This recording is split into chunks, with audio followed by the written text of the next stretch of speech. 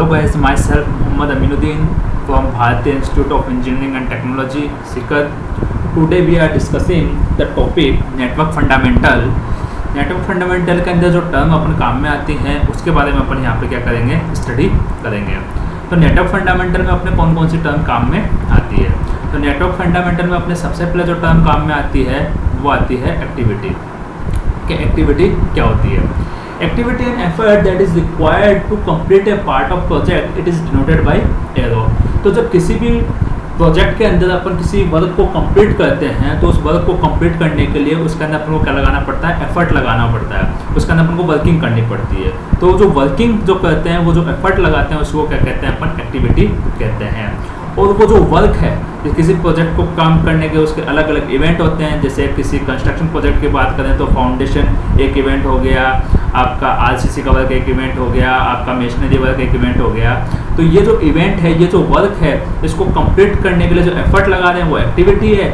और ये जो वर्क हैं इनको अपन क्या बोलेंगे, इवेंट बोलेंगे। यानी इवेंट को कंप्लीट करने के लिए जो एफर्ट लगाया जाता है उसको क्या कहते हैं, अपन एक्टिविटी कहते हैं। अब ये इवेंट एक के बाद दूसरे होते रहते हैं कि भाई फाउंडेशन होता है, फाउंडेशन के बाद आरसीसी वर्क होता है, आरसीसी वर्क के बाद मशीनरी वर्क होता है।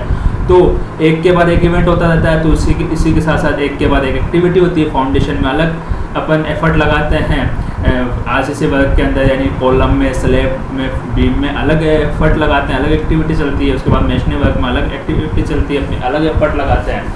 तो ये एक के बाद एक एक्टिविटी हो रही है और एक के बाद एक इवेंट हो रहा है। तो जो सेकंड एक्टिविटी है वो फर्स्ट वाले के लिए क्या कहलाएगी, आपकी successor activity. Successor activity, second activity जो है वो फर्स्ट वाले के लिए सक्सेसर एक्टिविटी हो गई, और जो फर्स्ट वाली है वो सेकंड वाली के लिए क्या हो गई, प्रेडेसर एक्टिविटी हो गई। ठीक है। तो सक्सेसर एक्टिविटी से पहले प्रेडेसर एक्टिविटी होती है, प्रेडेसर एक्टिविटी के बाद क्या होती है, आपकी सक्सेसर एक्टिविटी होती है। इसके बाद अपना नेक्स्ट आता है डमी एक्टिविटी। तो इन प्रेडेसर एक्टिविटी और सक्सेसर एक्टिविटी का तो कुछ ना कुछ टाइम ड्यूरेशन होता है कि जैसे अभी फाउंडेशन का वर्क आपका कितना दिन चला, 15 दिन चला, तो 15 दिन क्या हो गया, उसका एक्टिविटी ड्यूरेशन हो गया। ठीक है। जैसे अभी आरसीसी का work, column work, beam work, slab work आपका कितना दिन चला, 1 महीना चला, तो 1 महीना क्या हो गया, उसका एक्टिविटी ड्यूरेशन हो गया। लेकिन डमी एक्टिविटी क्या है, डमी एक्टिविटी इवेंट एक एक्टिविटी खत्म होती है तभी नेक्स्ट एक्टिविटी स्टार्ट होगी, नेक्स्ट एक्टिविटी खत्म होगी उसके बाद नेक्स्ट एक्टिविटी स्टार्ट होगी। डमी एक्टिविटी इन एक्टिविटी को आपस में क्या करती है, कनेक्ट करती है। ठीक है। और इसके अंदर कोई टाइम ड्यूरेशन नहीं होता, बस इस चीज़ को रिप्रेजेंट करती है कि जब एक एक्टिविटी कंप्लीट होगी तभी आपकी दूसरी एक्टिविटी स्टार्ट होगी, और इसका कोई टाइम ड्यूरेशन नहीं होता। यानी ये 0 टाइम ड्यूरेशन होता है। और ये क्या होती है, आपकी इमेजिनरी एक्टिविटी होती है। इसका मकसद सिर्फ ये होता है कि ये एक एक्टिविटी को दूसरी एक्टिविटी से क्या करती है, कनेक्ट करती है। इसके बाद आते हैं आपके टाइम।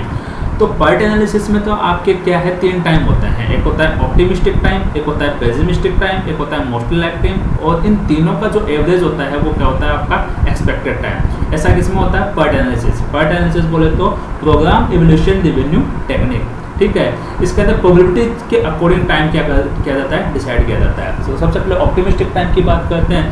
तो ऑप्टिमिस्टिक टाइम में अपने मान के चलते हैं कि आपका जो प्रोजेक्ट हो रहा है वो बिना किसी प्रॉब्लम के बिल्कुल स्मूथली हो रहा है। रियल में ऐसा नहीं होता, प्रैक्टिकली सोचे तो ऐसा पॉसिबल ही नहीं है, क्योंकि कुछ ना कुछ प्रॉब्लम तो आएगी। तो अपन मान के चलते हैं कि उसमें कोई प्रॉब्लम नहीं आ रही और टाइम पे अपना वो बिना प्रॉब्लम के स्मूथली अपना वर्क क्या हो रहा है, कंप्लीट हो रहा है। तो वो कम से कम ड्यूरेशन में वो प्रोजेक्ट क्या हो जाएगा, आपका कंप्लीट हो जाएगा। तो वो टाइम होएगा वो उसका क्या कहलाएगा, ऑप्टिमिस्टिक टाइम कहलाएगा। फिर सेकंड अपन ये सोचते हैं कि यार अपन ने किसी काम को स्टार्ट किया और उसमें प्रॉब्लम आ रही है।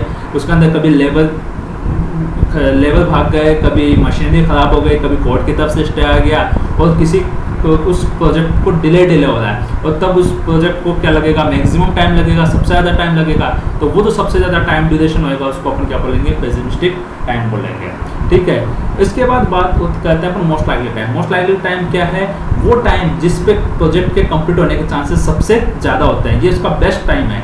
ठीक है। इस टाइम पे कंप्लीट होने के चांसेस सबसे ज़्यादा होते हैं। इसमें क्या होता है, इसमें अपन ये मान के चलते हैं कि कुछ काम जो हो रहे हैं वो स्मूथली चल रहे हैं और कुछ काम में छोटी मोटी प्रॉब्लम आ रही है। लेकिन कुल मिला के प्रैक्टिकली सोचे तो इस टाइम पे काम होने के चांसेस सबसे ज़्यादा होते हैं, क्योंकि हर प्रोजेक्ट के अंदर ऐसा होता है कि कुछ प्रॉब्लम भी आती है, कुछ स्मूथली भी होता है। तो ये उसका हो गया बेस्ट टाइम। और इस मोस्ट लाइकली टाइम के जो चांसेस है काम इस टाइम पे काम को कंप्लीट होने के जो चांसेस है वो ऑप्टिमिस्टिक टाइम और पेसिमिस्टिक टाइम के कंपेरिजन में कितने होते हैं, 4 गुना होते हैं। ये अकॉर्डिंग टू रिसर्च है, प्रैक्टिकली वर्क के अकॉर्डिंग। और इन तीनों टाइम का अगर अपन एवरेज निकालें तो उसको अपन क्या बोलेंगे, एक्सपेक्टेड टाइम बोलेंगे। ठीक है, तो तीनों टाइम का जो एवरेज है एक्सपेक्टेड टाइम, इस एक्सपेक्टेड टाइम के अकॉर्डिंग ही अपन क्या करते हैं, नेटवर्क एनालिसिस करते हैं, नेटवर्क डायग्राम बनाते हैं। इसके बाद आता है एक्टिविटी ड्यूरेशन। तो एक्टिविटी ड्यूरेशन क्या हो गया, एक्टिविटी ड्यूरेशन हर एक्टिविटी का कुछ ना कुछ टाइम होगा, कोई एक्टिविटी 15 दिन चलेगी, कोई 20 दिन चलेगी, तो उसका एक्टिविटी ड्यूरेशन कहलाता है। तो पर्ट एनालिसिस में तो एक्सपेक्टेड टाइम को ही, expected time of the activity को ही क्या कहते हैं अपन, एक्टिविटी ड्यूरेशन कहते हैं। और सीपीएम में जो आपका मोस्ट लाइकली जो टाइम था, क्योंकि सीपीएम में एक टाइम होता है, इसमें 3 अलग अलग टाइम नहीं होते, पेसिमिस्टिक ऑप्टिमिस्टिक, इसमें एक टाइम होता है, बेस्ट टाइम ही अपन कंसिडर करके चलते हैं। इसमें पॉसिबिलिटी के अकॉर्डिंग नहीं चलते अपन, प्रोबेबिलिटी के अकॉर्डिंग नहीं चलते, ताकि अपन उसका एवरेज निकालें। इसमें बस एक टाइम कंसिडर कर लिया जाता है कि इस टाइम पर काम करने के चांसेस सबसे ज़्यादा हैं, और उसी टाइम को अपन लिया जाता है काम में, और वो इसका एक्टिविटी ड्यूरेशन होता है। इसके बाद आते हैं आपके 4 time, earliest starting time of the activity ESA, earliest finishing time of the activity EFA, latest starting time of the activity LSA and latest finishing time of the activity LFA। इन चारों time में क्या है, earliest starting time of the activity की अगर बात करें तो किसी एक्टिविटी को कितनी जल्दी स्टार्ट कर सकते हैं अपन अपनी मर्जी से, है ना, अपनी मर्जी से किसी एक्टिविटी को जितनी जल्दी स्टार्ट कर सकते हैं, उसका जो स्टार्टिंग टाइम होगा उसको अपन बोलेंगे earliest starting time of the activity possible. अपनी मर्जी से, अपनी मर्जी है कि अपन कितनी जल्दी उसको स्टार्ट कर जाए, वो अपने पे डिपेंड करता है। Earliest finishing time of the activity, यानी किसी एक्टिविटी को अपन कितनी जल्दी खत्म कर दे, ये भी अपनी मर्जी पर डिपेंड करता है। ठीक है, कि अपनी मर्जी से अपन उसको कितनी जल्दी खत्म कर सकते हैं। ठीक है, जल्दी से जल्दी, ताकि प्रोजेक्ट अपना जल्दी जल्दी क्या हो जाए, कंप्लीट हो जाए। Latest starting time of the activity LSA, इसमें ये परमिटेड टाइम है कि इससे लेट नहीं होना है, यानी अगर आप किसी एक्टिविटी को स्टार्ट कर रहे हो तो इससे ज़्यादा लेट स्टार्ट मत करना। अगर इससे ज़्यादा आपने लेट स्टार्ट किया तो आपका प्रोजेक्ट क्या हो जाएगा, डिले हो जाएगा, और वो एक्टिविटी आपके टाइम पे कंप्लीट नहीं होएगी। इसी के साथ आता है इसमें latest finishing time of the activity, ये भी परमिटेड टाइम है। ये वो टाइम है कि इससे लेट आपकी एक्टिविटी कंप्लीट होना नहीं चाहिए, इससे लेट तो आपको स्टार्ट नहीं करना है और इससे लेट आपको ख़त्म नहीं करना है, मतलब इससे पहले क्या करना है, ख़त्म करना है। यानी ये भी आपका क्या परमिटेड टाइम है। अगर इससे लेट अगर आपका काम खत्म होएगा तो आपका प्रोजेक्ट ऑब्वियसली क्या होएगा, 100% क्या होएगा, आपका डिले होएगा, इसलिए इससे लेट आपको नहीं करना है। इसके बाद आता है आपका सेलेक्ट। सेलेक्ट क्या होता है, सेलेक्ट होता है आपने एक्स्ट्रा टाइम कितना बचा लिया किसी एक्टिविटी के ड्यूरेशन में। आपको देखा कि आपको पता चला कि एक एक्टिविटी है जो 5 दिन में आपको उसको कंप्लीट करना है, लेकिन आपने एक्स्ट्रा एफर्ट लगा के उस काम को कितने दिन में कर लिया, 3 दिन में ही कंप्लीट कर लिया, तो आपने 2 दिन उसमें एक्स्ट्रा बचा लिया। लेकिन कोई अदर एक्टिविटी ऐसी है जो 10 दिन में कंप्लीट हो रही है, लेकिन आपको टाइम कितने दिन मिला है, 8 दिन ही मिला है, तो आपने 2 दिन इधर जो बताएं वो दूसरी जगह अपन क्या कर सकते हैं, काम में ले सकते हैं। ठीक है, तो जो एक्स्ट्रा डेज आपने बचा लिए है ना, वो क्या कहलाता है, आपका सेलेक्ट कहलाता है, फ्लोट कहलाता है। और इसकी वजह से अगर ये एक्स्ट्रा टाइम आप बचा लेते हो, ठीक है, तो इसकी वजह से आपका प्रोजेक्ट है वो डिले भी नहीं होता। इसके बाद आता है आपका क्रिटिकल एक्टिविटी। क्रिटिकल एक्टिविटी नाम से पता चल रहा है कि वो एक्टिविटी जिसके अंदर सेलेक्ट 0 होएगा, यानी जिसमें आप एक्स्ट्रा डेज बचा ही नहीं सकते, है ना, और इसके अंदर आपको टाइम पे ही कंप्लीट करना है। अगर आपको 5 दिन का टाइम दिया है तो 5 दिन में वो काम कंप्लीट ही होना चाहिए, उसको 5 से 6 दिन नहीं लगा सकते आप। ठीक है, मैक्सिमम टाइम दे दिया वो आपको, इससे ज़्यादा टाइम आपको वो नहीं दे सकता।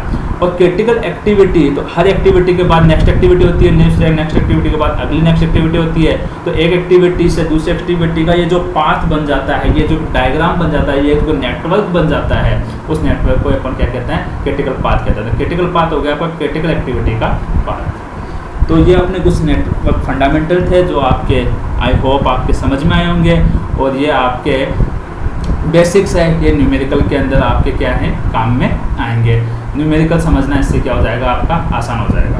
पार्ट एनालिसिस और सीपीएम के जो न्यूमेरिकल है उसके अंदर ये टर्म आती है काम में, तो ये समझना आपके लिए क्या हो जाएगा, आसान हो जाएगा। आई होप आपके समझ में आया होगा। Thank you very much.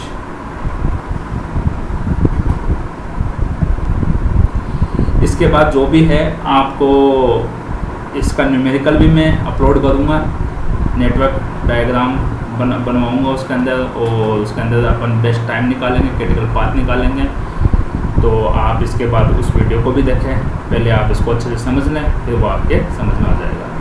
Thank you very much.